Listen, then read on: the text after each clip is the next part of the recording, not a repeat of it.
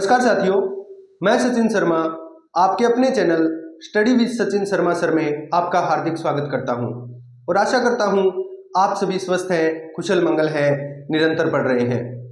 हम बात कर रहे थे तापमान पे। किस पे बात कर रहे थे? तापमान पे। तो हमने कल ये जान लिया था कि तापमान क्या होता है। सबसे पहले हमने यही जाना कि टेम्परेचर क्या होता है, तापमान क्या होता है। फिर हमने तापमान जानने के बाद पढ़ा था क्या, तापमान के साथ साथ कि वायुमंडल को गर्म करने की विधियां, यानी टेम्परेचर कहाँ कम है कहाँ ज़्यादा है, वायुमंडल में कौन कौन सी विधियों के द्वारा। तो हमने पढ़ा था संचालन, परिचालन, ठीक है, या इसी को बोलते हैं क्या, सिर्फ चालन। संचालन, परिचालन या चालन के नाम से जाना जाता है। हमने पढ़ा संवहन, अभिवहन, विकिरण। ये पढ़ने के बाद हमने कहा था क्या, तापमान को प्रभावित करने वाले कारक। ये सबसे इंपॉर्टेंट टॉपिक कल का चल रहा था। कौन सा? तापमान को प्रभावित करने वाले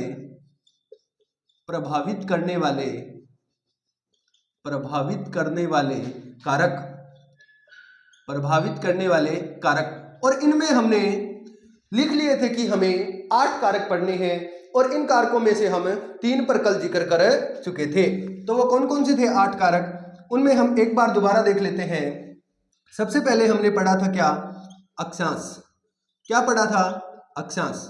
और अक्षांश में हमने क्या पढ़ा था, मोटे मोटे रूप में जिक्र कर लेते हैं। हमने पढ़ा था कि ये जैसे हमारी पृथ्वी है और इस पृथ्वी पर ये भूमध्य रेखा है और यहाँ पर हमारा सूर्य है।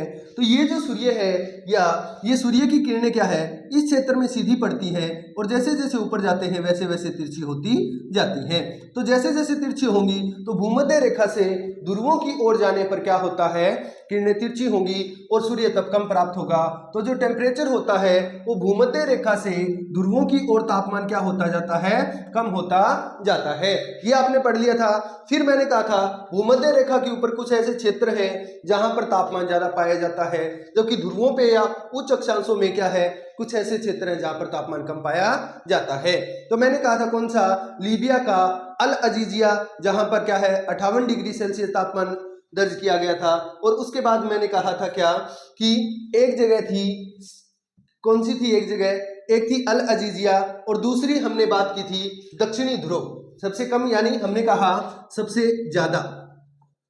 ज्यादा थी वो कौन सी थी, सबसे अधिकतम तापमान था वो कहाँ था, सबसे अधिकतम तापमान था वो तो था बेटा कहाँ पर, अल अजीजिया।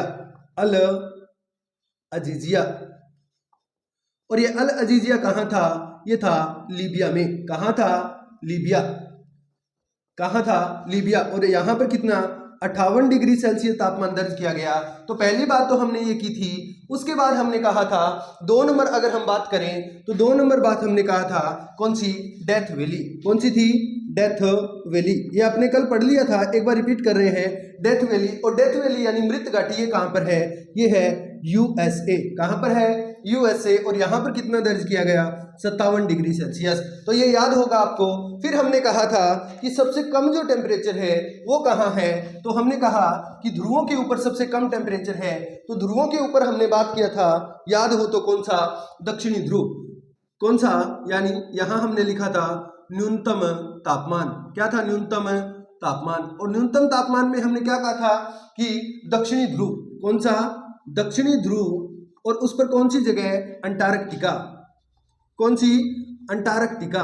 और ये जो अंटार्कटिका है इसका एक आपको नाम बताया था क्या, औसतक। कौन सा? औसतक। तो ये क्या है, किताबों में औसतक भी देखने को मिलता है, इसमें ओब्लिक करके आप एक और नाम लिख ले, क्या, वोस्तक। ये नाम भी कई बार आपको देखने को मिल सकता है। कल आपको मैंने औसतक या अकोस्तक लिखाया था, तो औसतक या अकोस्तक को ओब्लिक करके क्या लिख ले, वोस्तक।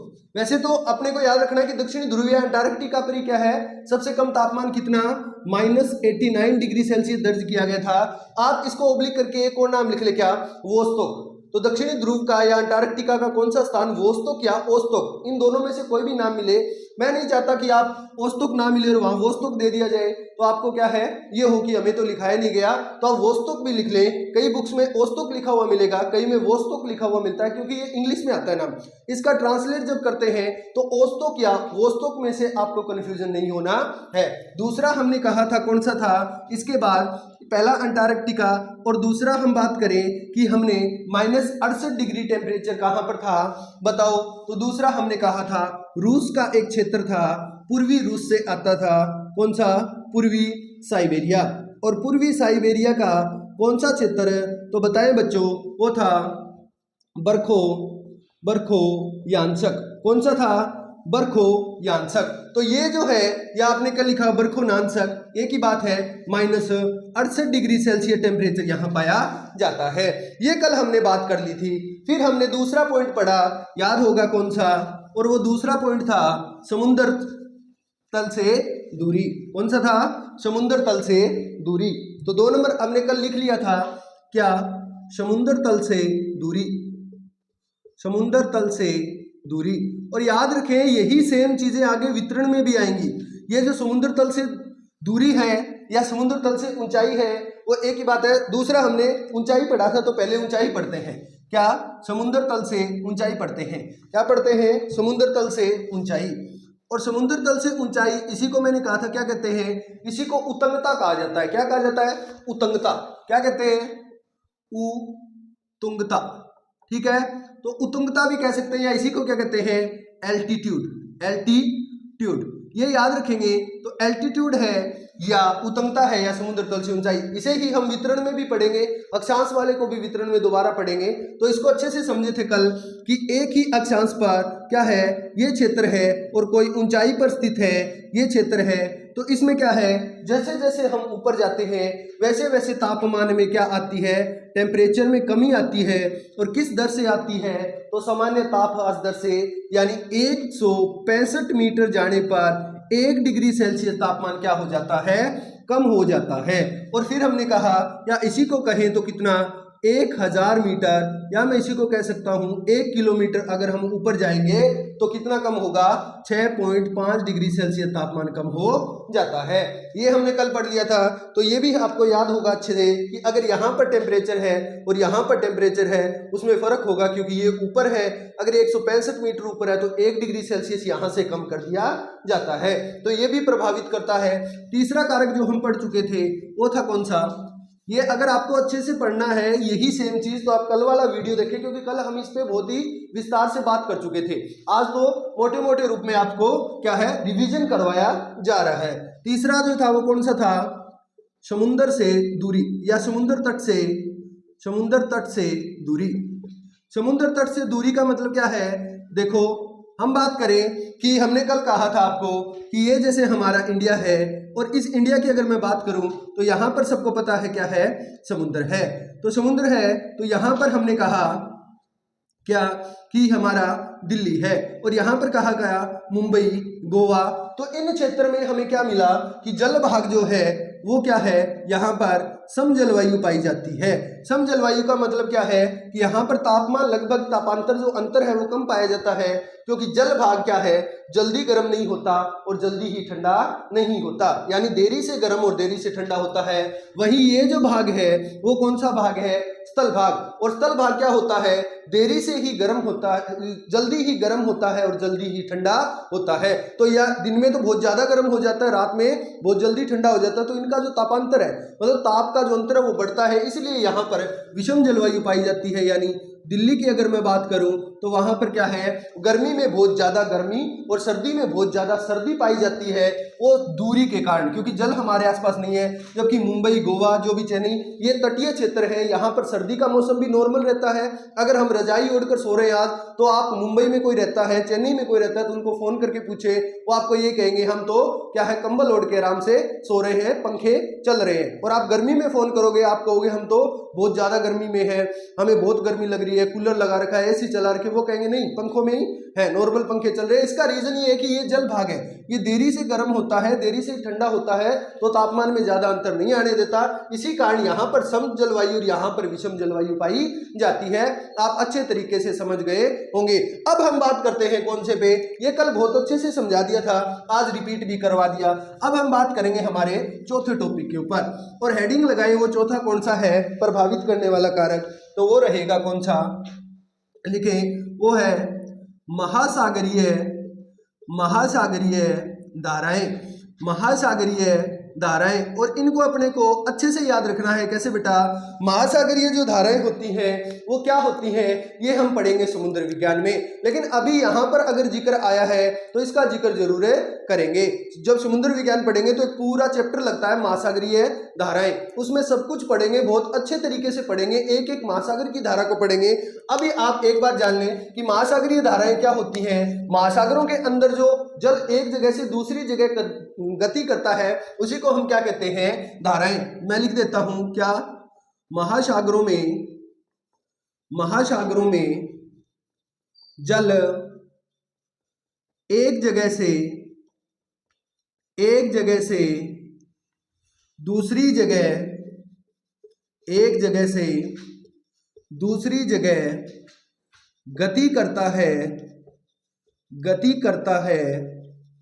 तो उसे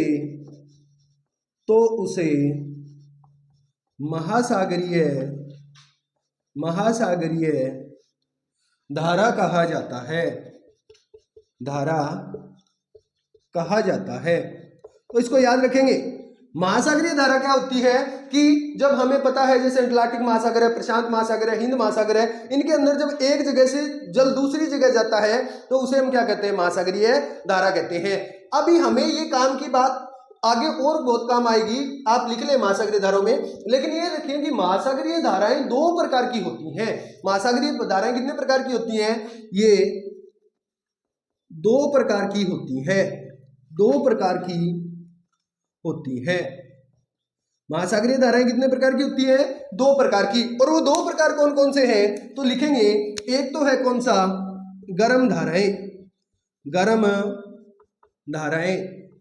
और दूसरा जो प्रकार है वो कौन सा है, ठंडी धाराएं। बहुत अच्छे, तो दो प्रकार आपको याद हो गए, एक तो गर्म धाराएं और एक ठंडी धाराएं। यानी अब आप खुद बताओ कि गर्म धारा का मतलब जो गर्म जल अपने साथ लेकर चलेंगी, और ठंडी धारा का मतलब जो ठंडा जल लेकर आएंगी। अब ये समझ गए बहुत अच्छे तरीके से, नोट किया आपने, गर्म धाराएं और ठंडी धाराएं। इसको विस्तार से समझेंगे समुद्र विज्ञान में। आप मेरे साथ ऐसे ही बने रहे, बहुत जल्द हम क्या है, ओशनोलॉजी भी शुरू करने वाले हैं, समुद्र विज्ञान। उसके अंदर बहुत ही बेहतरीन टॉपिक है और इतनी अच्छे तरीके से पढ़ा जाएगा कि आप धाराएं आपके दिमाग में ऐसे चलने लगेगी कि कहां से कौन सी धारा चलती है। अभी तो सिर्फ एक कॉन्सेप्ट आया है, उसको क्लियर करेंगे। आज आपने इतना जान लिया कि महासागरीय धाराएं होती क्या है और कितने प्रकार की होती हैं। अब बात करते हैं, देखो कैसे ये तापमान को कैसे प्रभावित करती हैं। तापमान को प्रभावित कैसे करती हैं आप खुद समझेंगे। मैं आपको कुछ चीजें बताता हूं कैसे। देखें, सबसे पहले मैंने कहा कि ये क्या है, भूमध्य रेखा। कौन सी रेखा है, भूमध्य रेखा। और ये जो भूमध्य रेखा है इसको हम विषुवत रेखा के नाम से भी जानते हैं। इसके पास आपको पता है सूर्य की क्या पड़ती है, सीधी किरणें। तो यहाँ पर जो जल है वो कैसा होगा, गर्म जल होगा, गर्म क्षेत्र है। तो अगर यहाँ से कोई जल चलेगा तो वो कैसा होगा, आप खुद बताएं कि गर्म क्षेत्र से अगर कोई जल चल रहा है या कोई धारा चल रही है तो वो कैसी धारा होगी। सिंपल सी बात है ना, वो कैसी धारा होगी, वो गर्म धारा होगी। कैसी धारा होगी, गर्म धारा होगी। क्यों, क्योंकि यहाँ पर गर्मी बहुत है, तापमान बहुत है, ये हमने पढ़ लिया। यानी उष्ण कटिबंध का जो क्षेत्र है वहां पर क्या है, गर्मी ज्यादा होती है, तो वहां का जल भी गर्म होता है। और वो जल क्या है, अपने जब चलता है, गति करता है, तो वो कैसी धारा होती है, गर्म। और आपको पता है ये क्या है, ध्रुव है। क्या है, ध्रुव। जहां पर सूर्य की किरणें नहीं पहुंचती यहाँ पर ठंड होती है। क्या होती है, ठंड होती है। और अगर इस क्षेत्र से कोई धारा आएगी, तो वो कैसी धारा होगी बताएं भी, ठंडी होगी कि गर्म होगी। या आप ऐसे मान लीजिए दक्षिणी ध्रुव है, ये कौन सा ध्रुव है, दक्षिणी ध्रुव है। और इस दक्षिणी ध्रुव से अगर कोई धारा आएगी तो वो कैसी धारा आएगी, सिंपल सी बात है ना। अगर यहाँ से कोई धारा आएगी दक्षिणी गोलार्ध में, अगर हम बात करें तो कैसी होगी, ये तो गर्म होगी। और ये कैसी होगी, ये ठंडी होगी, क्योंकि यहाँ पर सूर्य की किरणें नहीं पहुंचती, यहाँ पर ठंड होती है। अगर यहाँ से कोई जल आ रहा है तो वो कैसा होगा, वो ठंडा होगा, यानी कैसी धारा होगी, ठंडी धारा होगी। कैसी धारा होगी, ठंडी धारा होगी। इसी प्रकार ये धारा भी कैसी होगी, ठंडी धारा होगी, ठंडी धारा। तो आप अच्छे से समझे होंगे कि गर्म धाराएं, गर्म क्षेत्र से जो जल चलता है वो गर्म होगा, तो वो कैसी धारा होगी, गर्म धारा होगी। और अगर हम बात करें कि अगर ठंडे क्षेत्र से कोई धारा आ रही है तो वो कैसी धारा होगी, वो ठंडी धारा होती है। तो दो प्रकार की धाराएं समझ आई, गर्म धारा और ठंडी धारा। अब ये तापमान को कैसे प्रभावित करेंगी, बहुत अच्छे से समझे। देखो, जैसे ये यहां से चली गर्म क्षेत्र से, और जैसे मानो यहां पर इसके आगे कोई स्थल भाग आ गया, क्या आ गया, स्थल भाग। अब ये स्थल भाग आ गया तो स्थल भाग से टकराएंगी और मुड़ जाएंगी, ठीक है, मुड़ेंगी, और क्या है, ये इधर गति करेंगी, क्योंकि इसके अंदर जब हम वायु दाब वाला टॉपिक पढ़ेंगे तब आपको समझ आएगा कि हवाएं क्या है, किस ओर से किस ओर मुड़ती हैं। उनके कारण क्या है, ये मुड़ जाएंगी, और मुड़ने से क्या होगा कि जब ये उच्च अक्षांशों में पहुंचेंगी, उच्च अक्षांशों में पहुंचेंगी तो यहाँ पर क्या होगा, ठंड होगी, क्या होगी, ठंड होगी। लेकिन ये गर्म धाराएं जब उच्च अक्षांशों में पहुंचेंगी तो आप ये बताएं, क्या ठंडे क्षेत्र को गर्म नहीं कर देंगी। गर्म का मतलब ये नहीं है कि वहां का टेम्परेचर पहले 30 था और 50 कर देंगी, नहीं। लेकिन ऐसे मानो अगर वहां का टेम्परेचर पहले 10 डिग्री था तो अब 15 या 16 डिग्री में चेंज कर देगी। उनको तो ये लगेगा ना कि पहले से कुछ क्या है, ठंडे कम है, तो अब ये गर्म होगा क्षेत्र। तो इसी प्रकार ये क्या है, ठंडे क्षेत्रों का तापमान क्या कर देती है, बढ़ा देती है। तापमान क्या कर देती है, बढ़ा देती है, तापमान प्लस कर देगी। तो आप खुद देखें कि गर्म क्षेत्रों से चलने वाली धाराएं, गर्म क्षेत्रों से चलने वाली धाराएं जब ठंडे क्षेत्र में पहुंचती हैं तो वहां के तापमान को बढ़ा देती हैं। समझ आया ना कैसे प्रभावित कर रही है कि गर्म क्षेत्र की धाराएं, यानी गर्म धाराएं जब ठंडे क्षेत्र में पहुंचती हैं तो वहां पर, क्योंकि हम जैसे जैसे ऊपर जाते हैं ध्रुवों की ओर तो ठंड तो होती जाती है, हमने अक्षांश में पढ़ लिया। तो अब ये धाराएं भी क्या है, निम्न अक्षांशों से उच्च अक्षांशों की ओर बढ़ रही हैं, और जब उच्च अक्षांशों में जाएंगी तो तापमान को क्या कर देगी, वहां के तापमान को, गर्म है तो गर्म धारा क्या कर देगी, बढ़ा देगी, वहां के टेम्परेचर को बढ़ा देगी। तो इसीलिए ये करती हैं। अब बिल्कुल इसके अपोजिट, अब ऊपर से जो धाराएं आती हैं वो कैसी धारा होती है, ठंडी धारा। और अगर ये धारा गर्म क्षेत्र में जाएंगी तो वहां के तापमान को क्या कर देती है, कम कर देती है, बिल्कुल कर देगी। अगर ये धारा ऐसे मान के चलो कि इस क्षेत्र से आ रही है और ये अगर गर्म क्षेत्र में आ रही है तो ये यहाँ के टेम्परेचर को क्या कर देंगी, ठंडा कर देती है। तो ठंडी धाराएं जिस क्षेत्र से चलती हैं और अगर जिस क्षेत्र में जाती हैं वहां के तापमान को कम कर देती हैं, और गर्म धाराएं जिस क्षेत्र में जाती हैं उस क्षेत्र के तापमान को बढ़ा देती है। गर्म धाराएं तापमान को बढ़ा देती है, बल्कि जो ठंडी धाराएं होती है वो तापमान को कम कर देती हैं। अब आप खुद कहते हो कि शीत लहर चल रही है, और जिस दिन शीत लहर चलने लगी उस दिन देख लेना कितनी ठंड होगी, ठंड होगी ना। अगर शीत लहर चलेगी तो आप खुद देखना, वो भी आगे आएगा, शीत लहर और लू की भी बात मैं आगे करूंगा।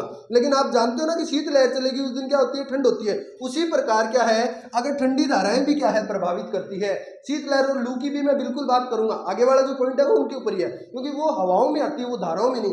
धारा भी सेम उसी की तरह होती है कि जिस क्षेत्र में गर्म धारा चलेगी उस क्षेत्र का तापमान को बढ़ा देगी, और जिस क्षेत्र में धारा चलेगी उस तापमान को घटा देती है।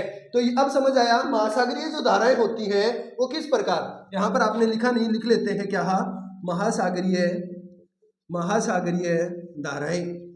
तो ये टॉपिक है महासागरीय धाराएं, ये कैसे प्रभावित करता है। सिंपल सी बात है, दो ही शब्दों में बात है कि ये दो प्रकार की होते हैं, गर्म और ठंडी। जहां पर गर्म महासागरीय धाराएं जाएगी वहां के टेम्परेचर को बढ़ा देंगी, और जहां पर ठंडी महासागरीय धाराएं आएंगी वहां के टेम्परेचर को कम कर देंगी। यानी तापमान बढ़ता गर्म धाराओं के कारण है और तापमान कम होता है ठंडी धाराओं के कारण। लेकिन इसका मैं आपको अभी एक उदाहरण बताता हूं, देखो अभी आपको समझ आएगा, आगे और अच्छे से समझ आएगा। कैसे, देखते हैं। देखो मैं आपको ये बताता हूं कि आपको पता है क्या कि, देखो आपको पता है जैसे अगर मैं बात करूं नॉर्मल रूप में, अगर मैं बात करूं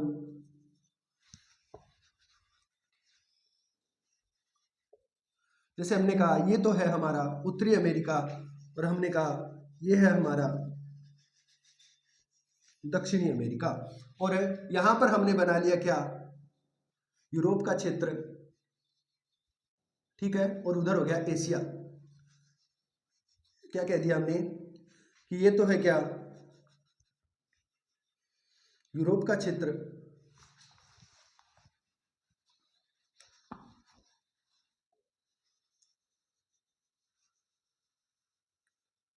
ये तो हमने कहा ये तो है यूरोप का क्षेत्र, और यहाँ पर हमने कह दिया यहाँ से हो गया कौन सा, अफ्रीका।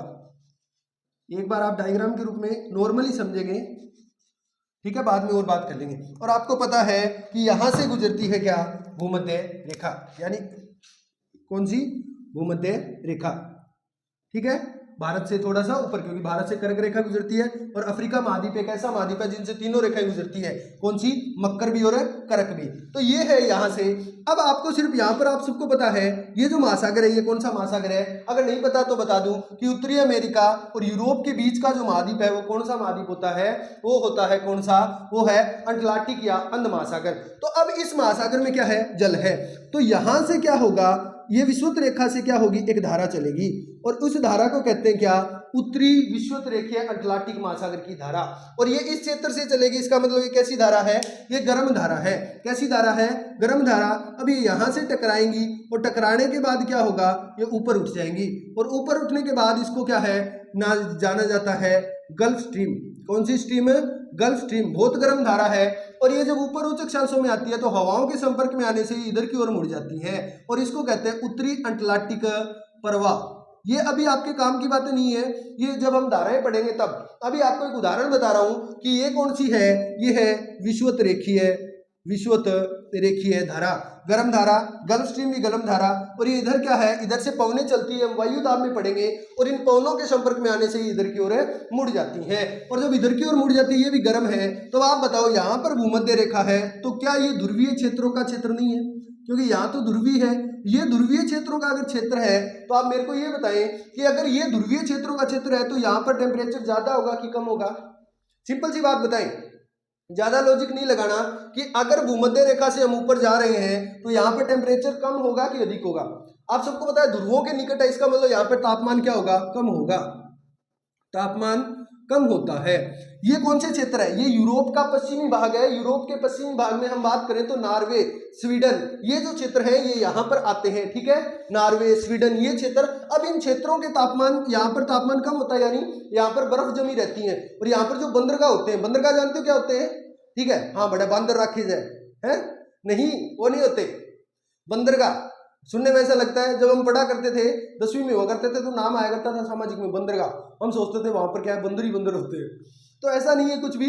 बंदरगाह का मतलब होता है कि जो समुद्र होते हैं उनके किनारे जो ठहरने का स्थान बनाया, मतलब जहां पर जहाजें आकर क्या करती है, अपना सामान उतारती है और वापस वहां से सामान को दूसरे क्षेत्र में लेके जाती हैं। आप ऐसे मान सकते हैं जैसे हम बस स्टैंड जाते हैं वहां से चढ़ते हैं ना, वैसे ही समुद्रों से जो व्यापार होता है उनको उतारने के लिए जो स्थान होता है वो कौन सा होता है, बंदरगाह, इन्हें पतन भी कहते हैं। तो यहाँ पर जो बंदरगाह होते हैं, जैसे यहाँ से कोई सामान आना है इधर से उत्तरी अमेरिका से, और यहाँ पर यूरोप आना है तो ये समुद्री मार्ग से आएगा, और जब समुद्री मार्ग से आएगा तो यहाँ पर बंदरगाह, मतलब यहाँ पर सामान उतार दिया जाएगा, यहाँ से सड़क मार्ग, रेल मार्ग से पहुंचा दिया जाता है। तो ये बंदरगाह अगर ठंड रहेगी तो काम कैसे होगा, आप बताओ कि ठंड में काम हो सकता है, अगर हाथ जमने लग जाए, पैर जमने नहीं हो सकता। तो ये बंदरगाह वर्ष भर क्यों खुले रहते हैं, क्योंकि यहाँ पर जो ये गर्म धारा चली थी ये यहाँ पर पहुंच गई, और गर्म धारा अगर पहुंचने से यहाँ का जो तापमान है वो पहले से कम था, अब क्या होगा, तापमान है बढ़ जाता है, तापमान बढ़ जाता है। अगर पहले से मानो 10 डिग्री था तो अब ऐसे मानो 15 से 17 डिग्री हो गया। तो ये जो आपसे कोई पूछ ले कि पश्चिमी यूरोप के बंदरगाह वर्ष भर खुले क्यों रहते हैं जबकि वहां पर तो बहुत ज्यादा ठंड होती है क्योंकि वो उच्च अक्षांशों में है, तो आप बता सकते हैं कि वो इसीलिए होते हैं क्योंकि वहां पर एक गर्म जल धारा आती है, यानी गर्म धारा आती है जिसका नाम है गल्फ स्ट्रीम। आए तो गल्फ स्ट्रीम, अगर उत्तरी अटलांटिक प्रवाह भी नाम हो तो ये सही होगा क्योंकि ये भाग है गल्फ स्ट्रीम का ही। गल्फ स्ट्रीम, स्ट्रीम का मतलब होता है बड़ा भाग, तो ये क्या है, एक बड़े भाग, गल्फ स्ट्रीम का भाग है उत्तरी अटलांटिक प्रवाह। ये हम महासागरीय धाराओं के चैप्टर में पढ़ेंगे, ठीक है। लेकिन अभी आपको मैं बहुत कुछ बता रहा हूँ। बात सिर्फ इतनी थी कि गर्म धाराएं जिस क्षेत्र में जाती है वहां के तापमान को बढ़ा देती है, और ठंडी धाराएं जिस क्षेत्र में जाती है वहां के तापमान को कम कर देती है। लेकिन मैं नहीं चाहता कि आपके दिमाग में ऐसा आए कि ऐसे कैसे हो सकता है, तो इसका उदाहरण भी दे रहा हूँ। यूरोप ठंडे क्षेत्र में होने की वजह से यूरोप का पश्चिमी क्षेत्र नॉर्वे और वो वहां पर क्या होगा, वहां पर ये गर्म धारा पहुंचेगी और गर्म धारा पहुंचने से वहां के टेम्परेचर को बढ़ा देगी, और बढ़ाने से यहाँ के बंदरगाह में क्या है, वर्ष भर खुले रहते हैं। तो एक उदाहरण ये समझ आया ना कि गर्म धारा कैसे ठंडे क्षेत्र का तापमान बढ़ा देती है। अब ठंडी धारा, अब ये दक्षिणी ध्रुव है, इस ध्रुव से एक धारा आती है, और वो कौन सी धारा है, तो वो समझे ये अफ्रीका का तट है, कौन सा, पश्चिमी तट, और ये अफ्रीका का तट है, कौन सा, पूर्वी तट। तो इस तट के ऊपर एक धारा आएगी जिसका नाम होगा बेंगुला की धारा। कौन सी धारा? बेंगुला की धारा। और बेंगुला की धारा ठंडी होती है और इस हिंद महासागर में, यहाँ पर आपको पता है भारत के नीचे हिंद महासागर है, तो इस हिंद महासागर में क्या होगा, एक धारा आती है, उस धारा का नाम है मोजाम्बिक की धारा। कौन सी धारा? मोजाम्बिक की धारा। और ये धारा होती है गर्म धारा, क्योंकि ये भूमध्य रेखीय क्षेत्र से आ रही है। और ये धारा होती है ठंडी धारा, ये कौन से ध्रुवीय क्षेत्र से आ रही है। तो एक ही, यानी लगभग हमने एक पढ़ा था कि एक अक्षांशों पर लगभग तापमान क्या रहता है, सामान्य रहता है। लेकिन यहाँ देखो धाराएं चेंज कर रही है ना, कि अफ्रीका के पश्चिमी तट पर तो क्या हो गई, ठंड होती है, किसके कारण? बेंगुला की ठंडी धारा के कारण। और जो पूर्वी तट है, इस तट पर क्या होती है, गर्मी होती है, किसके कारण? मोजाम्बिक की धारा के ऊपर। यहाँ पर एक द्वीप है मेडागास्कर, उसके पश्चिम में मोजाम्बिक की धारा बहती है, वो गर्म होती है। तो अफ्रीका के पूर्वी तट पर तो क्या हो जाता है, तापमान ज्यादा, किसके कारण? मोजाम्बिक की गर्म धारा के कारण। और वहीं पश्चिमी तट पर देखो, अक्षांश खींचू मैं तो सेम अक्षांश पर है, ठीक है, तो सेम अक्षांश पर है तो तापमान एक जैसा होना चाहिए कि नहीं होना चाहिए? हमने पढ़ा था कि अक्षांशों पर तापमान समान रहता है, जैसे ऊपर बढ़ते हैं तो कम होता है, लेकिन ये तो सेम अक्षांश पर है। फिर भी यहाँ पर आपसे कोई पूछ ले, उदाहरण दे कि बताओ अफ्रीका के एक तट पर तो गर्मी है, अफ्रीका के एक तट पर ठंड है, उसका रीजन क्या है? तो आप बता सकते हो अफ्रीका के पूर्वी तट पर मोजाम्बिक गर्म धारा के कारण वहां का टेम्परेचर क्या है, ज्यादा होता है, जबकि अफ्रीका के पश्चिमी तट पर बेंगुला की ठंडी धारा बहती है, इसलिए वहां का टेम्परेचर कम पाया जाता है। तो ये समझ गए, ये मैंने आपको उदाहरण के तौर पर भी बता दिया। ये गर्म क्षेत्र, ठंडे क्षेत्र में गर्म धारा आई तो इसका टेम्परेचर बढ़ा दिया, और अगर ये गर्म ठंडे क्षेत्र, ठंडी धारा गर्म क्षेत्र में आती है तो वहां के तापमान को कम कर देती है। एक ही अक्षांश पर दोनों क्षेत्र, पूर्वी तट और पश्चिमी तट, एक पे तो गर्मी और एक पे ठंड है, उसके पीछे का रीजन सीधा सा है, एक पे बेंगुला की ठंडी धारा होती है और एक पे मोजाम्बिक की गर्म धारा है। ये उदाहरण था, तो आपको बहुत अच्छे से समझ आया होगा। आओ लिखते हैं, ठीक है। हाँ, तो लिखेंगे क्या, लिखें महासागरीय धाराएं, कल मैंने आपको लिखा दी, दो प्रकार की होती हैं। अब इसमें लिखें, अब इसमें क्या लिखेंगे, आगे लिखें, जितना आपने लिखा था उससे आगे लिखेंगे क्या, जिस क्षेत्र में गर्म धाराएं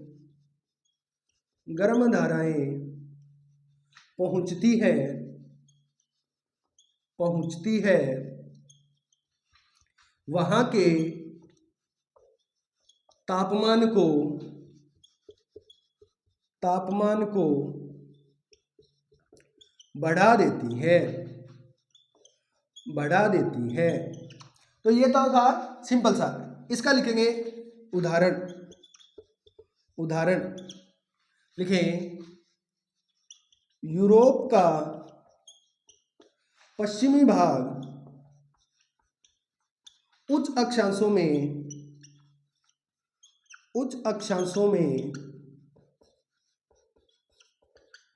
स्थित है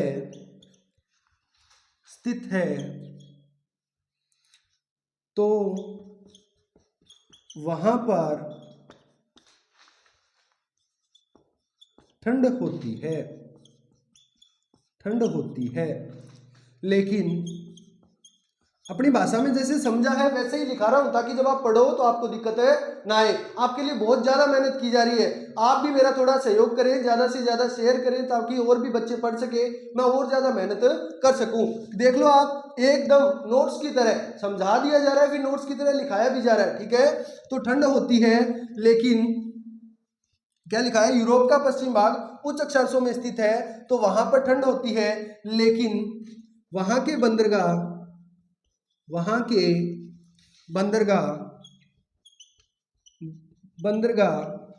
वर्ष भर खुले रहते हैं क्योंकि वहाँ उत्तरी अटलांटिक प्रवाह, ब्रैकेट में लिख लेना गर्म धारा, उत्तरी अटलांटिक प्रवाह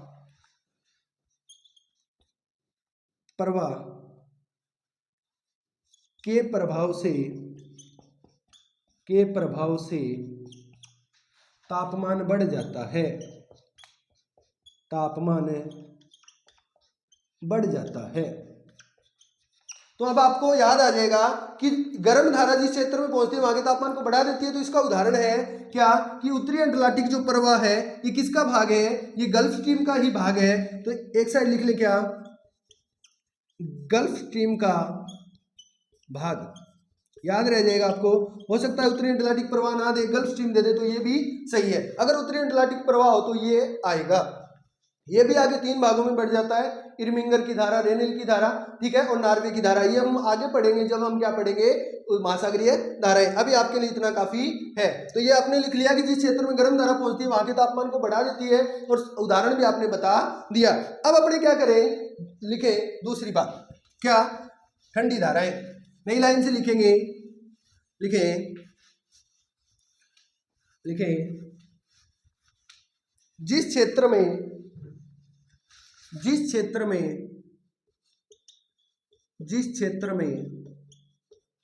ठंडी धाराएं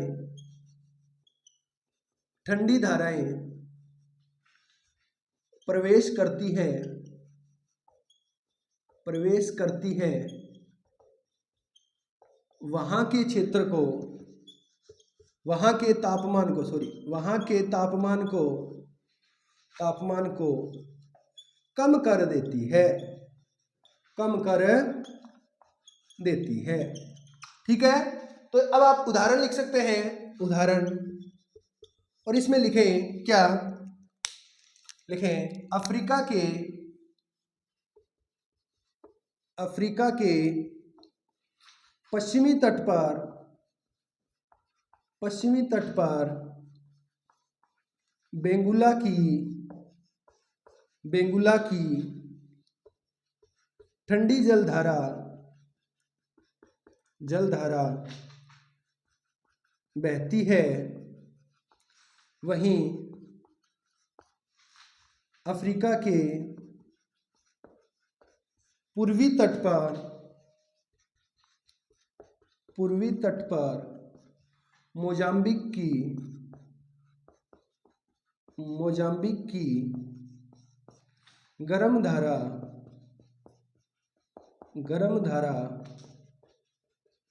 बहती है। तो दोनों एक अक्षांश पर स्थित होकर भी ऊपर लिख देता हूं, स्थित होकर भी, ये इतना लिख लिया ना, स्थित होकर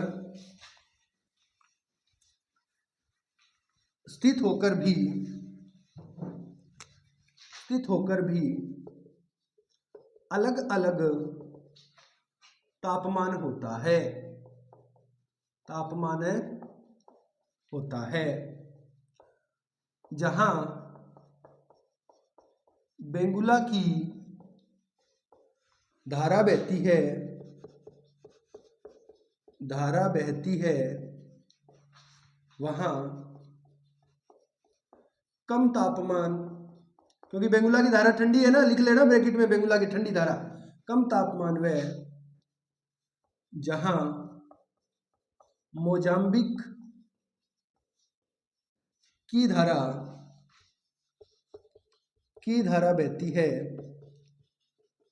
बहती है वहां तापमान बढ़ जाता है। तो आप समझ गए होंगे, आपको ये टॉपिक मैंने बहुत ही अच्छे तरीके से समझाया। इतना महासागरीय धाराओं में करवाया जाता है, लेकिन मैं ये सोचूं कि आपके दिमाग में कोई भी प्रश्न रह ना जाए, उदाहरण से समझा रहा हूं आपको। जिस भी बच्चे ने पहले थोड़ी बहुत भूगोल पढ़ी है उसको तो बहुत अच्छे से ये समझ आया होगा, क्योंकि उसने कभी महासागरीय धाराएं पढ़ी होंगी, और जिसने नहीं पढ़ी उसको और ही अच्छे से समझ आएगा जिस दिन हम महासागरीय धाराओं का टॉपिक पढ़ेंगे। हमें पहले सिर्फ इतना जानना है इस टॉपिक में कि महासागरीय धारा जब गर्म धारा जाएगी वहां के क्षेत्र का तापमान बढ़ा देगी, और जहां ठंडी धारा जाएगी वहां के क्षेत्र को तापमान को कम कर देगी। तो समझ गए बहुत अच्छे से। तो ये था हमारा चौथा पॉइंट, महासागरीय धाराएं। अब आप हेडिंग लगाएं 5 नंबर, इसी से सेम मिलता जुलता, क्या लगाएंगे, लगाएं स्थानीय पवने या प्रचलित पवने। क्या हेडिंग लगाएंगे? स्थानीय पवने या प्रचलित पवने। सेम ऐसे ही, ठीक है, कोई ज्यादा प्रभाव नहीं है, धारा की तरह ही है ये। क्या? प्रचलित पवने, प्रचलित पवने, इसी को हम कहते हैं क्या? स्थानीय पवने। लिख लेंगे, इसी को हम क्या कहते हैं? स्थानीय पवने। अब ये क्या होती हैं? ये किसी स्थान विशेष के नाम से जानी जाती हैं, ये किसी स्थान विशेष से चलती हैं, ठीक है। ये कोई स्थान से चलेगी तो उसे हम कहते हैं, जिस प्रकार हमारे उत्तरी गोलार्ध में थार के मरुस्थल में गर्म हवा चलती है जिसे हम लू के नाम से जानते हैं, तो ये हमारी स्थानीय हवा है, क्योंकि लू हम क्या है? थार के मरुस्थल में ही कहते हैं। जिस प्रकार और बहुत सारी, जैसे चिनुक है, तो ये कहाँ? ये उत्तरी अमेरिका में रोकीज पर्वत के ढाल के सहारे उतरती है, तो वहां पर हम इसको चिनुक कहते हैं। जैसे सिराको है तो अफ्रीका में चलती है, ये क्या है? इटली की ओर बढ़ती है। जैसे हरमटन है, ये भी अफ्रीका में चलती है। तो ये सारी हवाएं हैं, ये क्या है? स्थानीय हवाएं हैं, जिस क्षेत्र में चलती हैं उन्हें उस क्षेत्र में नाम से जाना जाता है। इनकी भी दो क्या होती है? प्रवृत्तियां होती है, या तो गर्म वायु होती है या ठंडी पवन, ठीक है। दो प्रकार की पवन होती है, गर्म पवन और ठंडी पवन। वही सेम महासागरीय धाराओं वाला बात। और जहां पर गर्म पवन चलती है वहां का तापमान बढ़ जाता है, और जहां पर ठंडी पवन चलती है वहां का तापमान कम हो जाता है। जैसे मैं आपको अभी उदाहरण देता हूं, गर्मियों के अंदर हम जब बाहर निकलते हैं तो घर वाले हमें बाहर नहीं निकलने देते, क्या कहते हैं? सही बताओ, हम उत्तरी गोलार्ध में और भारत में रह रहे हैं तो हम वहां की बात कर लेते हैं, ठीक है। हम उत्तरी गोलार्ध में रहते हैं तो वहां पर क्या है? गर्मियों के दिनों में, यानी जून जुलाई के जब दिन आते हैं तो वहां पर हमें घर वाले बाहर नहीं निकलने देते, और ये कहते हैं बेटा बाहर मत जा, बेटा बाहर मत जा। क्यों? क्योंकि बाहर लू चल रही है। क्या चल रही है? लू चल रही है। और लू चल रही है तो लू से क्या होगा कि आपको गर्मी लग जाएगी। क्या लग जाएगी? गर्मी लग जाएगी। तो गर्मी ये है कि बाहर ठंडी हवा चल रही है, बेटा ना जा, गर्मी लग जाएगी, नहीं होता ना। इसका मतलब लू एक गर्म हवा है। लू एक क्या है? गर्म हवा। और जब लू चलती है तो आप सबको पता है, जब लू चलेगी तो तापमान क्या होगा? बढ़ जाएगा। तापमान क्या होगा? बढ़ जाता है ना। तापमान बढ़ेगा कि नहीं बढ़ेगा? सिंपल सी भाषा में बताओ, तापमान बढ़ेगा। यानी अगर हम कहें कि पहले 40 डिग्री टेम्परेचर था और जिस दिन लू चलने लगी उस दिन आप कहोगे आज तो लू चल रही है, आज का तापमान 45 डिग्री है। तो सीधी सी बात है कि इस गर्म हवा ने, इस प्रचलित पवन ने, लू ने, जिसकी प्रवृत्ति क्या थी? गर्म थी, उसने टेम्परेचर को बढ़ा दिया। तो गर्म हवा जिस क्षेत्र में चलती है उस क्षेत्र का तापमान बढ़ जाता है। अब जैसे ही सर्दी आती है, जैसे ही सर्दी आती है तो हमें क्या है कि हम बाहर निकलते हैं और हवा चल रही होती है और हमारे कान एकदम से ठंडे हो रहे होते हैं। हम क्या करते हैं? ऐसे करते करते आते और कहते हैं ओह आज तो क्या है? शीत लहर चल है। बोलते ना कि आज के शीत लहर चल है, 12 जाने को कोई काम को नहीं, आज तो बहुत ठंडी हवा चल है, शीत लहर चल है। इसका मतलब कि पहले ठंड कम थी, अब शीत लहर चलने से क्या होगी? ठंडे और ज्यादा बढ़ गई। इसका मतलब जितना टेम्परेचर था वो टेम्परेचर अब और कम हो गया, तापमान कम हो गया। इसका मतलब ये प्रभावित तो करती है। जिस प्रकार अगर मैं बात करूं तो एक पवन है, कौन सी? हरमटन। कौन सी पवन है? हरमटन, जिसे डॉक्टर पवन भी कहते हैं। ये पवन कहाँ चलती है? अफ्रीका में चलती है। और अफ्रीका में ये क्या है? गिनी तट के सारे, ठीक है। अफ्रीका में एक तट है गिनी का तट, उस तट के सारे ये चलती है। और वहां का जो तापमान है वो थोड़ा गर्म होता है, उसको क्या कर देती है? ये नॉर्मल कर देती है। ओ सॉरी, वो ये हरमटन तो गर्म हवा होती है, सॉरी बात करूं तो मिस्टल, कौन सी? मिस्टल और बोरो है वो होती है। हरमटन गर्म हवा है, वो क्या है? ठंडे क्षेत्र में जाती है। तो अब अगर मैं बात करूं कौन सी, तो मिस्टल जो हवा है वो मिस्ट्रल और बोरो दो हवा है, वो कहाँ चलती है? वो जो मिस्ट्रल और हवा यूरोप में चलती है, और एक आल्प्स पर्वत पे चलती है, और एक रोन घाटी में बहती है यूरोप की। वहां पर ये क्या करती है? तापमान को कम कर देती है। और भारत में अगर मैं बात करूं, जैसे लू है, अगर हम बात करें अमेरिका में चिनुक है, अगर हम बात करें अफ्रीका में हरमटन है, तो ये सारी क्या करती है? ये तापमान को बढ़ा देती है। जैसे हरमटन है वो ठंड में ठंडी होती है, वहां पर जाती है, इसलिए डॉक्टर पवन कहते हैं, क्योंकि वहां के लोग बहुत ठंड से कांप रहे होते हैं। और जैसे ही हरमटन आनी शुरू होती है तो वो वहां के टेम्परेचर को नॉर्मल कर देती है, अफ्रीका के टेम्परेचर को। और जब नॉर्मल कर देगी तो वहां के लोग क्या है? काम करने लग जाएंगे। अब आप ऐसे मानो कि आज ठंड है, एकदम से कल प्रकाश आ जाए, सूर्य के ताप आ जाए और हम धूप निकलती है तो हम कहते हैं आह, क्या है?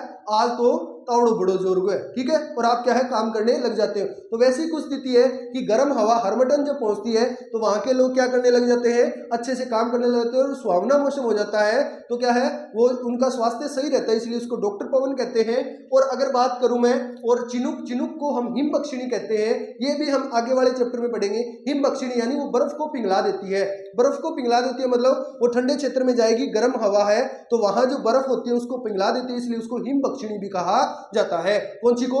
चिनुक को। तो याद रखेंगे मिस्टल और बोरो ठंडी है जो यूरोप में बहती है और वो क्या कर देती हैं, तापमान को गिरा देती हैं। और उसके बाद अगर मैं बात करूं सिराको है, चिनुक है, लू है, ये सारी गर्म पवनें हैं, ये तापमान को बढ़ा देती हैं। तो आशा करता हूं आपको प्रचलित पवनें भी समझ आई होंगी।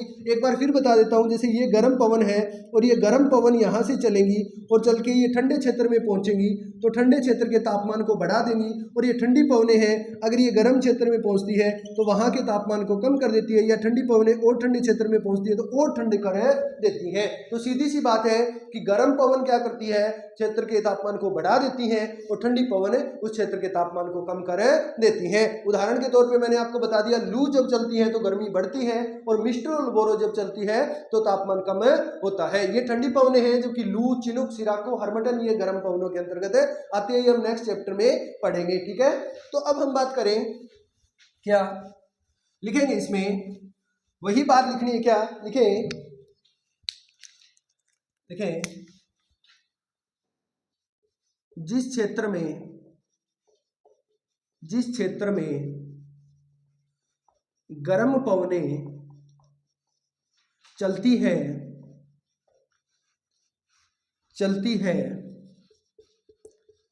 वहां का तापमान बढ़ जाता है। जैसे थार के मरुस्थल में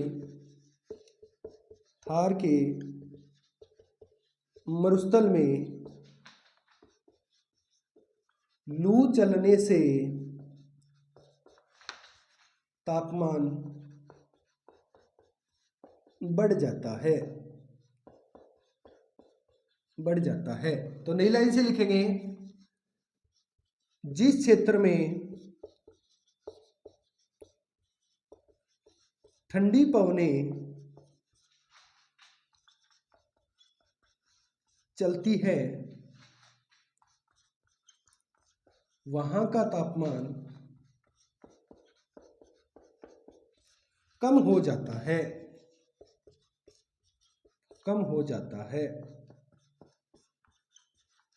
जैसे यूरोप की मिस्ट्रल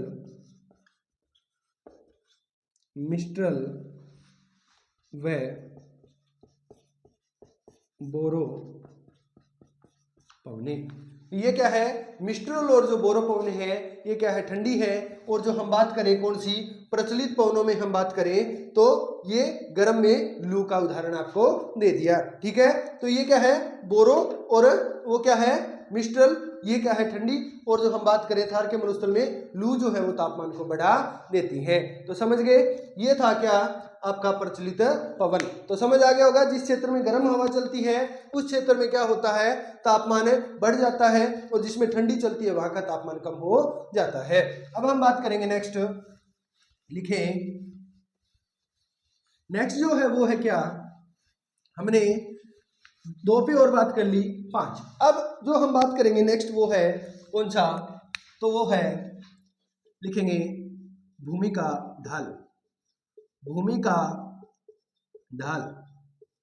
और भूमि के ढाल से क्या आशय है, भूमि के ढाल से आशय ये है बेटा कि जैसे एक उदाहरण बताया गया कि उत्तरी गोलार्ध के अंदर जो भी पर्वत श्रृंखलाएं हैं पूर्व से पश्चिम की ओर, जैसे कोई पर्वत है वो पूर्व से पश्चिम की ओर फैला हुआ है, इस पर्वत के कौन से ढाल पर, जैसे ये तो हो गया उत्तरी ढाल और ये हो गया दक्षिणी ढाल। तो सीधी सी बात कही गई है कि उत्तरी गोलार्ध में एक कोई पर्वत श्रृंखला है जो कहाँ से, पश्चिम से पूर्व या पूर्व से पश्चिम फैली है, उन पर्वत श्रृंखलाओं के दक्षिणी ढालों पर क्या होता है, तापमान अधिक पाया जाता है, जबकि उत्तरी ढालों पर तापमान कम पाया जाता है। ये बात इतनी लिख के खत्म कर दी जाती है, लेकिन मैं आपको ये बात अच्छे से समझाऊंगा कि जो भी पर्वत श्रृंखला पूर्व से पश्चिम फैली होती है, उसके उत्तरी ढाल पर तापमान कम और दक्षिणी ढाल पर तापमान अधिक क्यों पाया जाता है। सीधा लिखा हुआ मिलेगा कि भूमि का ढाल का मतलब है कि जैसे किसी भी क्षेत्र में पूर्व से पश्चिम की ओर जो पर्वत श्रृंखला फैली है, उसके उत्तर में तो क्या होता है कि तापमान कम, जबकि दक्षिण में तापमान बढ़ जाता है। उसके पीछे का रीजन क्या है आज बात करेंगे। जैसे उदाहरण से बात करेंगे, देखो मैं बात करता हूं क्या, यही यूरोप में एक पर्वत श्रृंखला है। यूरोप में एक क्या है, पर्वत श्रृंखला। यूरोप में, अब आपको पता है यूरोप उच्च अक्षांशों में स्थित है, तो वहां पर एक पर्वत श्रृंखला है। कौन सी? उस पर्वत श्रृंखला का नाम है आल्पस। कौन सी पर्वत श्रृंखला है? आल्पस पर्वत। और ये आल्पस जो पर्वत है, ये पश्चिम से पूर्व की ओर फैला है। कहां से कहां फैला है? पश्चिम से पूर्व की ओर फैला है। और कहते हैं कि इसके दक्षिणी ढाल पर तापमान, टेम्परेचर क्या पाया जाता है? अधिक, जबकि उत्तरी जो ढाल है, यानी उत्तरी जो भाग है, इस पे तापमान कम पाया जाता है। ऐसा क्यों? ऐसा इसीलिए है कि इस ढाल पर टेम्परेचर अधिक, इस पर कम क्यों? आप बताओ। ये जो पर्वत श्रृंखला है, अब यहाँ उत्तरी ढाल उत्तरी ध्रुव है कि नहीं है? उत्तरी ध्रुव है, सीधी सी बात है, उत्तरी ध्रुव है। तो अब इन ध्रुवों से क्या आएगी? ठंडी हवा। क्या आएगी? ठंडी हवा आएगी। और अगर ये ठंडी हवा आएगी तो क्या ये नीचे आने देगी? रोक लेगी ना। जैसे हिमालय हमारे लिए काम करता है, ठीक है, ठंडी हवाओं को रोकता है, साइबेरिया से आने वाली ठंडी पवन को हमारे तक नहीं पहुंचने देता। अगर हिमालय पर्वत श्रृंखला नहीं होती, हिमालय भी तो पूर्व से पश्चिम है। अगर भारत की बात कर लो, ये लो, ये भारत की बात कर लेता हूं, और ये मैंने कह दिया क्या है? हिमालय। क्या है? हिमालय पर्वत। और हिमालय पर्वत के भी दक्षिणी ढाल पर क्या पाया जाता है? तापमान अधिक पाया जाता है, जबकि उत्तरी पे कम पाया जाता है। ये भी पूर्व से पश्चिम। पूर्व से पश्चिम कोई भी श्रृंखला हो, उसके ऊपर क्या है? उत्तरी ढाल पर तापमान कम, दक्षिणी ढाल पर अधिक पाया जाता है। उसके पीछे का रीजन है, अब साइबेरिया से आने वाली ठंडी पवन क्या करेंगी? हिमालय को क्या कर लेती हैं? हिमालय के ऊपर आएगी, तो हिमालय का जो उत्तरी भाग है वो तो क्या हो जाता है? ठंडा, जबकि दक्षिणी भाग में हमारी ओर आने नहीं देती, क्योंकि आगे ढाल बन के खड़ी है। और जब ढाल बन के खड़ी है, जैसे एक पिता एक बेटे के आगे ढाल बन के खड़ा होता है, उसी प्रकार ये भी क्या है? ढाल बन के खड़े हैं। अब ये दक्षिण में, जो इनके दक्षिण में, वहां पर आप बताओ ठंडी पवनें आएंगी क्या? नहीं आएंगी ना। तो जब ठंडी पवनें नहीं आती तो यहाँ का टेम्परेचर ठंडी के आने से कम होगा, यहाँ का टेम्परेचर अधिक हो जाता है।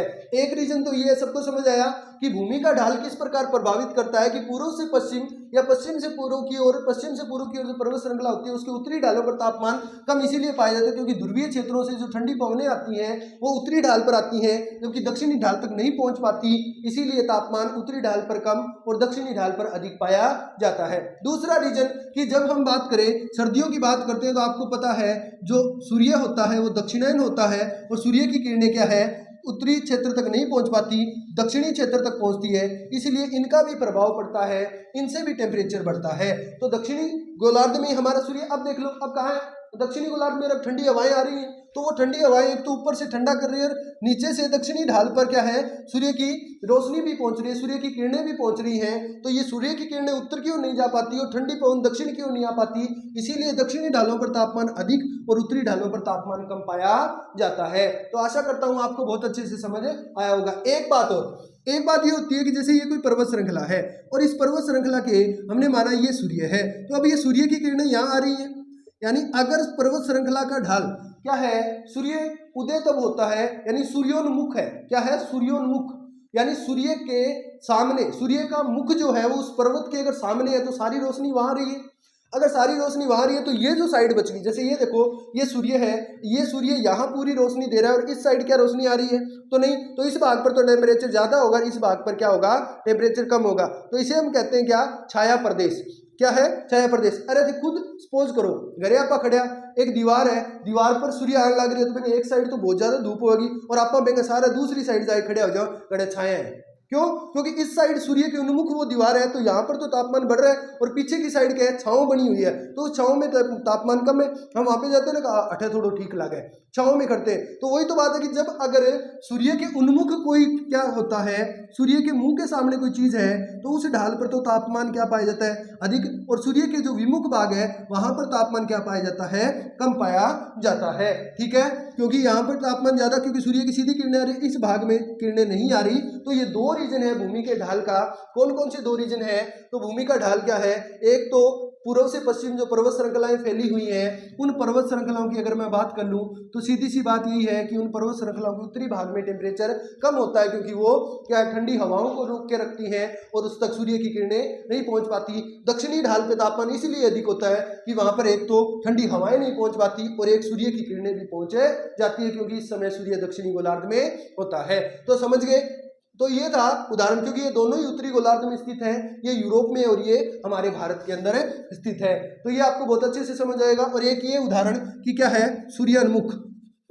सूर्यान्मुख, तो जो सूर्यान्मुख होता है यानी सूर्य के सामने जिसका मुंह होता है उस पर तापमान अधिक, और जो पीछे वाला भाग होता है जहां पर सूर्य की किरणें नहीं पहुंचती वहां पर तापमान कम पाया जाता है। तो एक रीजन ये भी होता है। सूर्य विमुख यानी सूर्य विमुख जो होता है वहां पर तापमान कम, और सूर्य उन्मुख होता है यानी सूर्य के सामने मुंह होता है वहां पर तापमान अधिक। तो ये भी आपको समझ अच्छे से आ गया होगा। तो लिखेंगे इसमें, लिखें इसमें दो रीजन है। पहले पहला रीजन लिखो, लिखें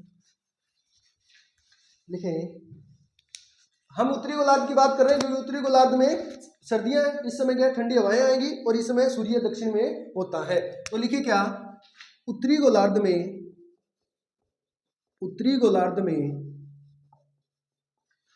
पूर्व से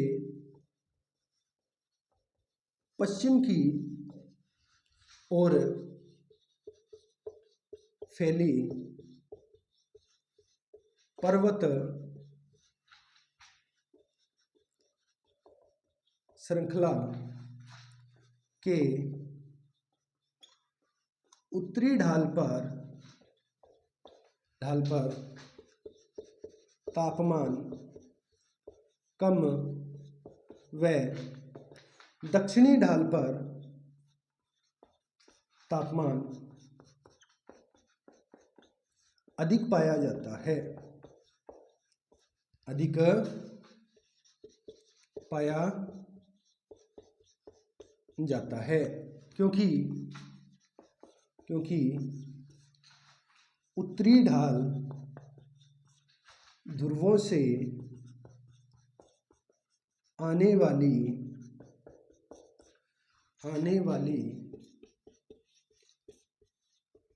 ठंडी हवा को रोकता है, वह दक्षिणी ढाल तक नहीं जाने देता, बल्कि इस समय सूर्य भी दक्षिणायन, ठीक है, ऊपर लिख देता हूं, सूर्य भी दक्षिणायन होता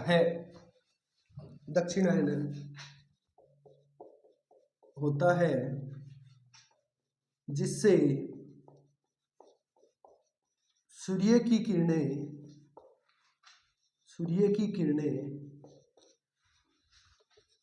दक्षिणी ढाल तक पहुंच जाती है,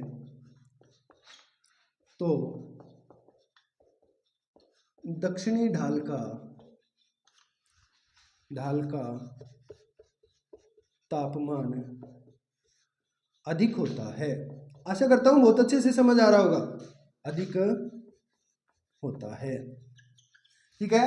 हाथ दुखने लग जाते हैं भी लिखते लिखते, पर आपके लिए सब कुछ ठीक है। तो क्या है, तापमान अधिक होता है, दक्षिणी ढाल पर, समझ आ गया। तो एक बात तो ये है। अब लिखें इसी में दूसरी बात, लिखेंगे एक बात आपको बहुत अच्छे से समझ आई कि जो उत्तरी गोलार्ध में पूर्व से पश्चिम पर्वत श्रृंखलाएं होती हैं उनके उत्तरी ढाल पर तापमान कम और दक्षिणी ढाल पर ज़्यादा पाया जाता है। उसके पीछे का लॉजिक भी मैंने आपको बता दिया।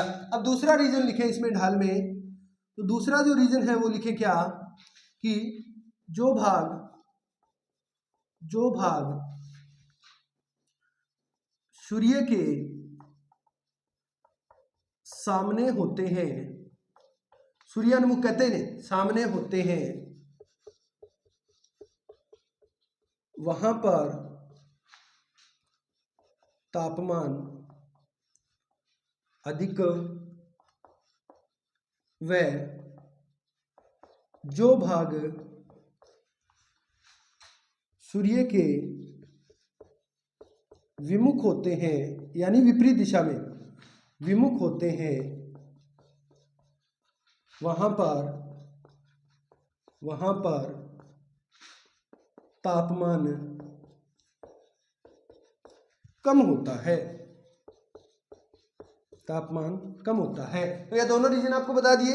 ये सम्मुख भाग है, इसमें सूर्य आएगा तो किरणें सीधी पड़ेंगी तो गर्म ज्यादा होगा, और ये विमुख में नहीं पहुंचेगी तो गर्म में कम होगा। तो आशा करता हूं भूमि का ढाल भी आपको समझ आया होगा। ठीक है, तो ये है कौन सा हो गया, छठा। कौन सा हो गया, छठा। महासागरीय धाराएं, प्रचलित पवनें और ये भूमि का ढाल। अब आप लिखें सातवां, और सातवां क्या है, वो है क्या, स्थल विन्यास। और ये आपने बहुत अच्छे से समझा था किसमें, समुद्र तट से दूरी थी उसमें। इसमें सीधी सी बात है कि या तो जल भाग है, ये आपका समझा हुआ है फिर भी रिपीट कर देता हूं, या स्थल भाग है। कौन सा भाग है, स्थल भाग। या तो जल भाग है या स्थल भाग है। तो जल भाग और स्थल भाग की अगर मैं बात करूं बेटा, तो सीधी सी बात है, आपको पता है कल ही हमने समझा, स्थल भाग देरी से गर्म होता है और देरी से ही क्या है, ठंडा होता है। देरी से क्या होता है, ठंडा होता है। और जल भाग देरी से गर्म देरी से ठंडा। स्थल भाग क्या है, जल्दी क्या है, जल्दी गर्म व जल्दी ठंडा। ये कल पढ़ा था ना, वही बात है कि जल भाग देरी से गर्म और देरी से ठंडा होने के कारण यहाँ पर तापमान क्या है, जो तापमान का अंतर है यानी सम जलवायु है, सम तापमान पाया जाता है। और यहाँ पर स्थल भाग अधिक होने के कारण यहाँ पर विषम पाया जाता है। अगर हम कंपैरिजन करें तो यहाँ पर तापमान कम और यहाँ पर तापमान ज़्यादा पाया जाता है, तापमान ज़्यादा पाया जाता है। इसका लॉजिक मैंने कल आपको बता दिया था। क्यों, क्योंकि ये जल्दी गर्म और जल्दी ठंडा होता है, और ये क्या है, जल्दी देरी से गर्म देरी से ठंडा होता है। इसीलिए जो तापांतर है, ताप का अंतर है, वो यहाँ कम रहता है, इसलिए सम जलवायु होती है। और यहाँ पर ताप का अंतर ज्यादा होता है तो यहाँ पर विषम जलवायु, यानी तापमान यहाँ ज्यादा और यहाँ कम। अगर हम बात करें कंपैरिजन, दिल्ली का तापमान ज्यादा जबकि मुंबई का तापमान कम पाया जाता है। कम का मतलब ये नहीं कि वहां पे 10 या 5 डिग्री, नहीं, इसकी बजाय दिल्ली की बजाय मुंबई का तापमान कम पाया जाता है। इसका रीजन ही ये है, जल भाग और स्थल भाग। तो समझ गए, ये कल बहुत अच्छे से समझा दिया। तो लिखेंगे इसमें सेम ही बात है, वही लिखें क्या। और इसका एक उदाहरण ये भी है कि उत्तरी गोलार्ध जो है, आपको पता है ये हमारी पृथ्वी है, और इस पृथ्वी में ये उत्तरी गोलार्ध है और ये दक्षिणी गोलार्ध। और आपको पता है दक्षिणी गोलार्ध में स्थल भाग बहुत कम है, जल भाग ज्यादा है। जल भाग क्या है, ज्यादा, और इसमें स्थल भाग ज्यादा है। तो अगर इन दोनों की कंपैरिजन करें तो आप बता सकते हो कि उत्तरी गोलार्ध में तापमान क्या है, अधिक पाया जाता है, दक्षिणी गोलार्ध में तापमान कम पाया जाता है। क्यों, क्योंकि उत्तरी गोलार्ध में स्थल भाग ज्यादा है और दक्षिणी गोलार्ध में जल भाग ज्यादा है। इसीलिए दक्षिणी गोलार्ध में तापमान कम, उत्तरी गोलार्ध में तापमान अधिक पाया जाता है। तो लिखेंगे, बहुत अच्छे तरीके से लिखें, ठीक है। लिखेंगे क्या कि पृथ्वी पर जल व स्थल भाग पर समान रूप से सूर्य तप प्राप्त होता है, लेकिन स्थल भाग जल्दी गर्म वह जल्दी ठंडा हो जाता है, ठंडा हो जाता है, हो जाता है। अतः स्थल भाग का तापमान अधिक व जल भाग देरी से गर्म व देरी से ठंडा होता है, ठंडा होता है। तो इसका स्थल भाग की अपेक्षा, क्योंकि कंपैरिजन स्थल भाग से हो रही है ना, स्थल भाग की अपेक्षा तापमान कम पाया जाता है, कम पाया जाता है। तो ये समझ गए आप बहुत अच्छे से कि पृथ्वी पर जल और स्थल है, क्योंकि कोई भी क्षेत्र है उस पर समान सूर्यता प्राप्त हो रहा है। जैसे भूमध्य सागरीय क्षेत्र है तो भूमध्य रेखीय क्षेत्र है, उसमें समान है, एक भाग में जल है एक में स्थल है, लेकिन फिर भी अंतर क्यों है? क्योंकि जल भाग देरी से गर्म होगा, ये जल्दी गर्म हो गया तो इसका टेम्परेचर ज्यादा बढ़ गया। अब ये देरी से गर्म हो रहा है तो ये रात को जल्दी ठंडा हो जाएगा और ये धीरे धीरे ठंडा होगा, तो ये सम जलवायु बना के रखता है और ये विषम, ठीक है। तो इसीलिए यहाँ का टेम्परेचर ज्यादा और यहाँ का कम पाया जाता है, दोनों की कंपेरिजन में।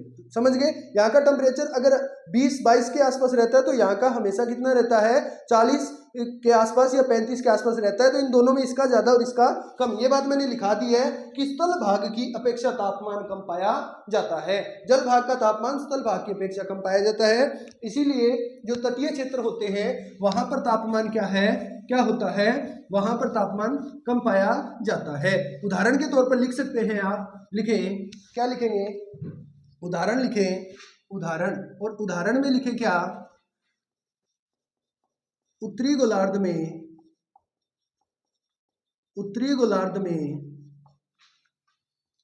स्थल भाग की अधिकता होने से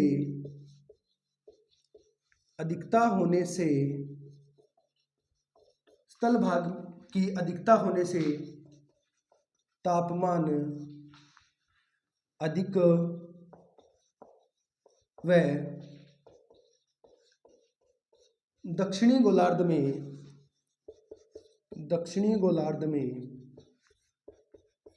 जल भाग की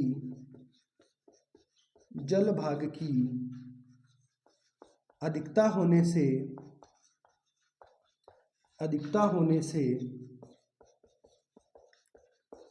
तापमान उत्तरी गोलार्ध की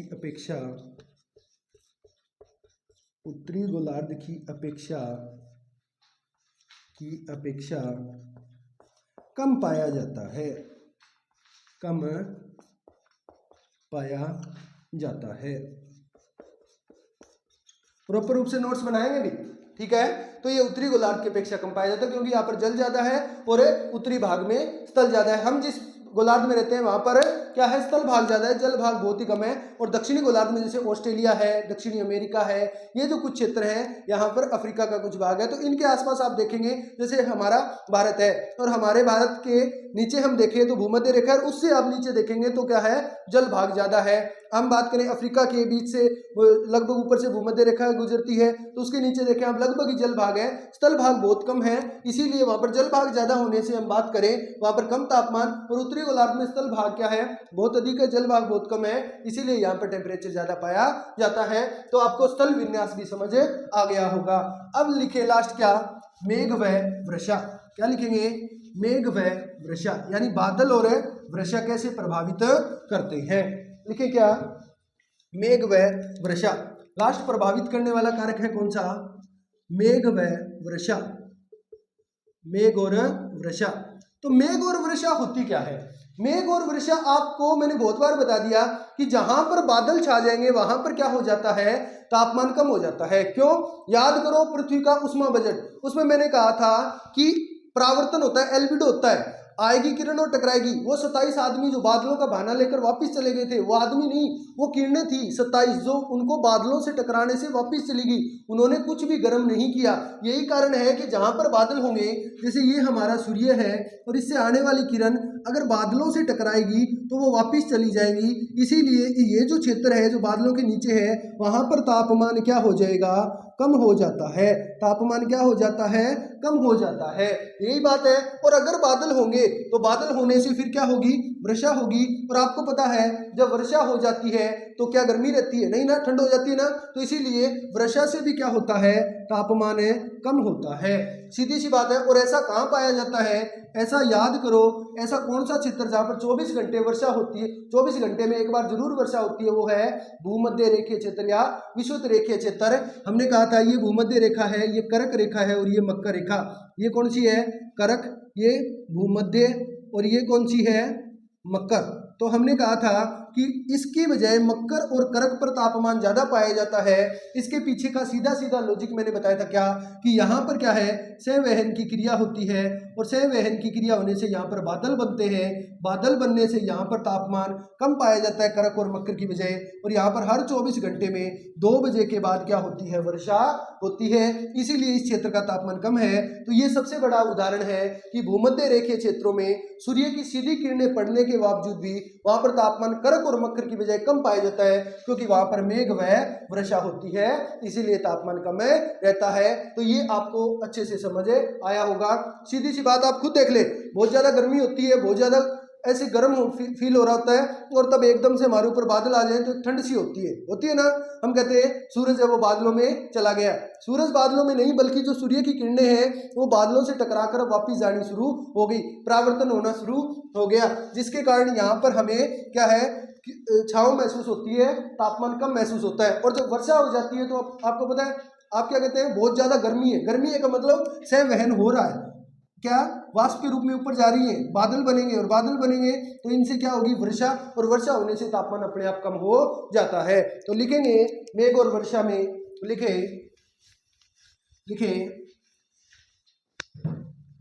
जिस क्षेत्र में, लिखेंगे जिस क्षेत्र में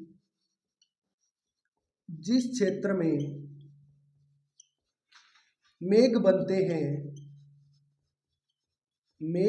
हैं बादल, ठीक है, तो वहां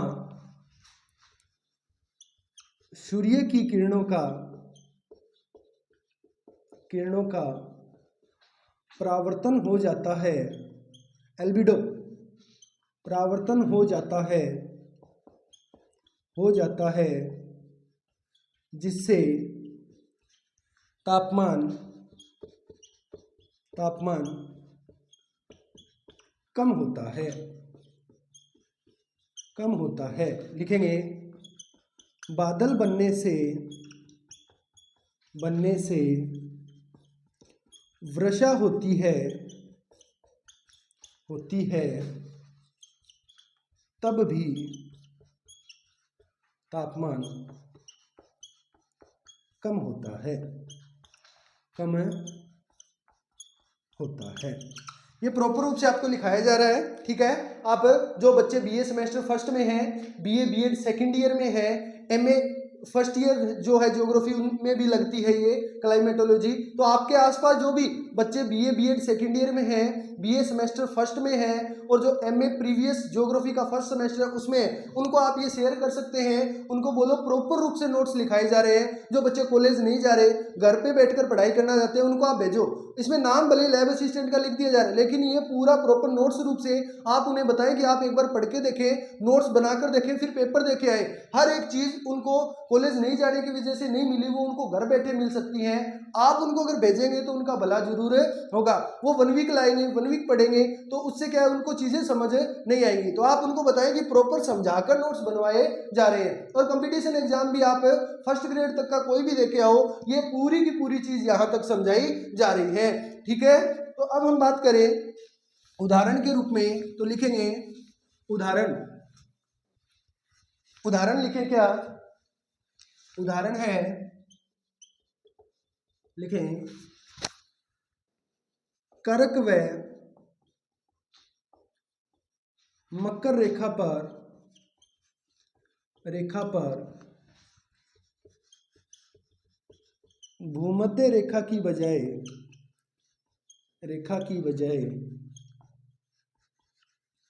तापमान अधिक पाया जाता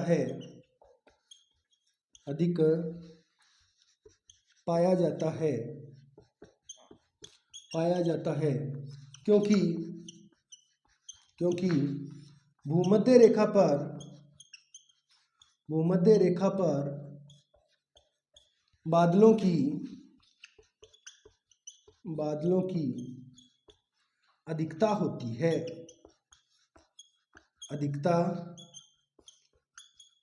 है, वह हर रोज 2 बजे के बाद, ये दिन के 2 है, ठीक है, 2 PM 2 बजे के बाद वर्षा होती है,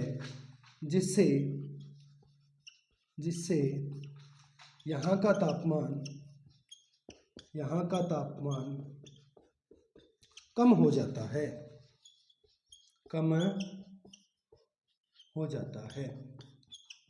तो ये आपका लास्ट पॉइंट था, मेघ व वर्षा। एक होता है धरातल का रंग, वो मैं बता दूं आपके सही। धरातल का रंग आपने सुना होगा कि काला रंग जो होता है वो किरणों को ज़्यादा अवशोषित करता है। हमने जिस दिन ब्लैक पहना होता है, ब्लैक कलर की कोई भी हमने शर्ट डाली है, टी शर्ट डाली है, तो हम ये कहते हैं ना कि अब क्या है, एक तो गर्मी बहुत है, ऊपर से हमने ब्लैक पहन लिया। क्यों? क्योंकि काला जो कलर होता है वो ज़्यादा अवशोषण करता है सूर्य की किरणों को, और ज़्यादा अवशोषित करता है। तो इसीलिए जहाँ पर काली मिट्टी होती है, धरातल जो ब्लैक होता है, काला होता है, वहां पर तापमान अधिक पाया जाता है, और बाकी जो हल्के रंग होते हैं वहां पर तापमान कम पाया जाता है। तो ये भी याद रखेंगे, लिख लेंगे क्या, धरातल का रंग। तो लिखेंगे जहां पर काली मिट्टी पाई जाती है, अर्थात काला रंग पाया जाता है, उस धरातल पर तापमान अधिक, व जहां पर हल्के रंग पाए जाते हैं, जैसे पीली मिट्टी है, ठीक है, और बहुत सारी मिट्टियां हैं, आपको पता ही है, तो भूरी मिट्टी है सब, वहां पर तो लिखे हल्के रंग जहां पर पाए जाते हैं वहां पर तापमान कम पाया जाता है, काले की बजाय, ठीक है, ब्लैक जो मिट्टी होती है उसकी बजाय। तो ये आपका तापमान को प्रभावित करने वाले कारक पूरे हुए। और मैंने कोशिश की है कि कोई भी चीज आपकी बचे ना, चाहे एनसीईआरटी में 4 ही दिए गए, आप 11वीं की बुक देख लेना, भौतिक भूगोल के मूल सिद्धांत 4 ही थे, मैंने आपको 8 करवाए। क्यों? क्योंकि आपको ये नहीं, लैब असिस्टेंट ही नहीं, उसके बाद और बहुत सारे एग्जाम देने, बड़े पद पे जाना है। तो आप कोई भी प्रीवियस ईयर के पेपर आप देखा करें, ठीक है, मैंने आपको बताया था प्रीवियस ईयर के पेपर देखेंगे तो आपको कॉन्फिडेंस आएगा, और ये लगेगा कि हाँ, जैसे ये पढ़ा, आपने कहीं भी जाना है और उसके ऊपर लिखना है उस टॉपिक के PYQ, और फिर आपको कान में ईयरफोन डाल के अच्छे से देखना है, तब आपको पता लगेगा कि हाँ, प्रश्न कैसे आ रहे हैं और क्या ये चीज हमारे टॉपिक में है या नहीं है, ठीक है। बहुत अच्छे, तो आपको समझ आया होगा। ज़्यादा से ज़्यादा शेयर करें, सब्सक्राइब करें, कमेंट करें, लाइक करें। धन्यवाद, शुभ रात्रि।